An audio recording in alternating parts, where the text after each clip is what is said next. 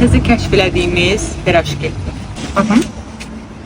Yağlı pirojki. Yağı tökülmür ha. Yo, onu da Xanım verərsən, hər şeyi pis özü deyil. hazırlayır. Ayranını, pirojkini, qutavı, çayı, şirniyyatları.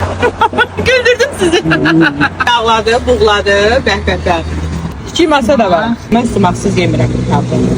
Qarın daha da. Oy! Çörək ağzım gedirdi. Sonunda.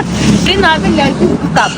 Sizin gözünüzün qabağında hamısını hazırlayır. Səhərdə özü alır, gətirir. Öz hazırladığınız ayrandan verə bilərsiniz zəhmət olmasa. Ayran balonda hazırlanır. Köpüklü. Çox sağ olun. Şərəfə.